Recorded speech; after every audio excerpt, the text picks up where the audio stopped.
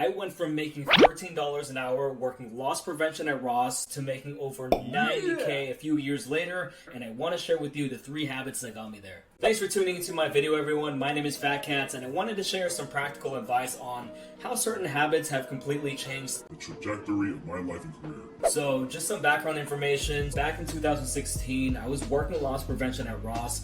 I will guard this merchandise with my life. Making roughly about $13 an hour. I was also attending San Jose State University in my last year, as well as working part-time in the Army National Guard. So, pretty much, I had no life. Fast forward to 2018, and I received the job offer letter from Uber pre-IPO, the total compensation being around $90K plus if you count the yearly bonus and equity. So sorry, this isn't going to be one of those videos where I show you how to become an overnight success, but for someone who was stalking people at Ross to now making this much, I consider this a huge win in my books. Anyways, the first habit I developed to get me there was literally winging it. Fuck it!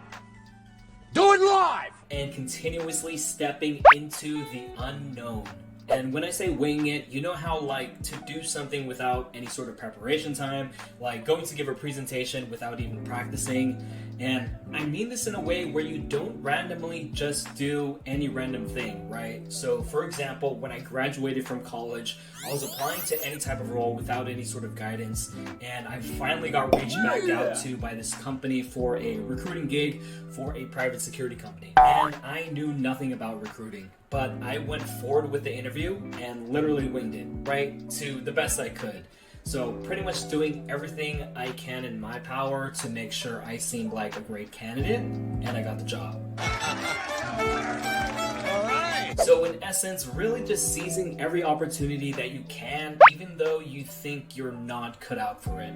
And during that job, whenever my manager presented me with a new or large project to work on, I didn't even hesitate to say no, even though I had no clue whatsoever about how to do it or even where to start.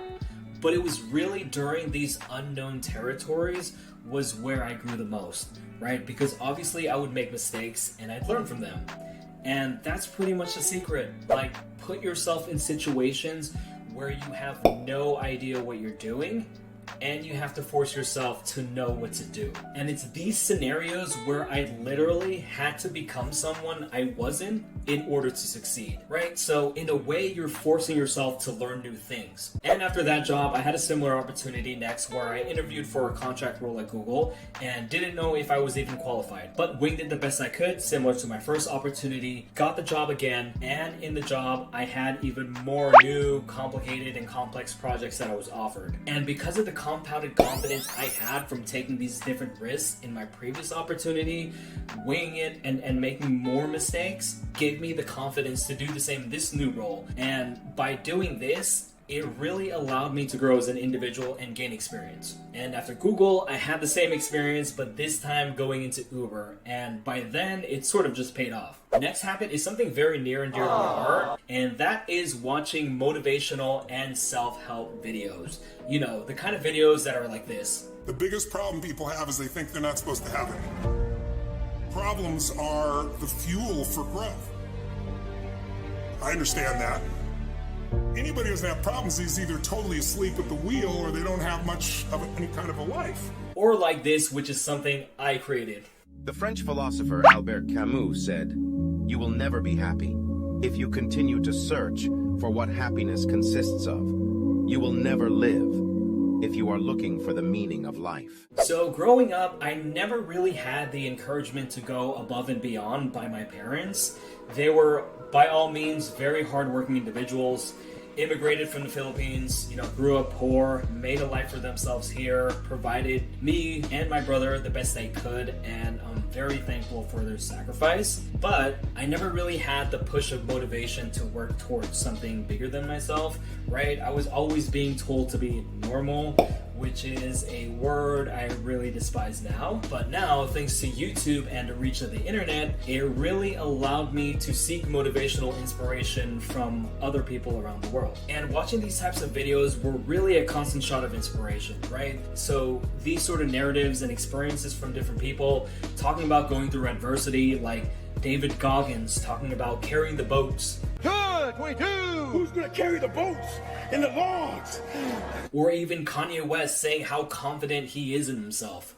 My mother made me believe in myself. I refuse to follow those rules that society has set up in the way that they control people with low self-esteem. Was really something that made me think, you know, if this guy or girl can do whatever it is that they did that was so extraordinary, then why couldn't I? And I'd watch and listen to these types of videos, I swear, every single morning, especially through traffic. And if I'm going to be consuming content, I'd rather it be something that fuels my mind and helps shift my mindset in a positive way. And last habit is constantly observing people who are better than you, especially people who exhibit the actions you'd like to see in yourself. And I don't mean observe in a creepy stalker way, right? For example, you know, working as a recruiter, it's all about sales and selling the opportunity. And there's been so much times where I'm sitting next to my colleagues and I hear them selling the role, and I'd be like, yo, I'm using that line, or, you know, I'm pitching that role just like they did. Or another example was when I saw someone create a spreadsheet in a certain way, and I literally copied it, put my own spin to it, and made it mine. And what you do with that habit is you just apply that to everyone else in your life, right? Like, it helps to constantly seek people who are better than you in aspects in your life that you find lacking. And fortunately, I was in a position and worked in these extraordinary companies where I was surrounded by smart people. But if I wasn't, I would rely on my second habit and watch people on YouTube who is someone you'd like to be, someone I'd like to be, and literally copy and paste their actions into your own life. And that's why I believe that networking is so important, just because it's an opportunity for you to surround yourselves with new people, take in what works for you, and then throw out what doesn't. Well, yeah, those are just some of the habits that got me where I was and how I got myself out of making $13 an hour to making $90,000 back in 2018.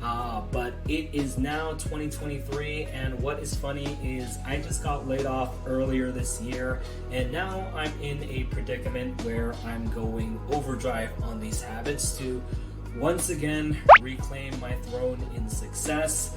So if you enjoyed that video, hit that like and subscribe button, and I'll see you all in the next video.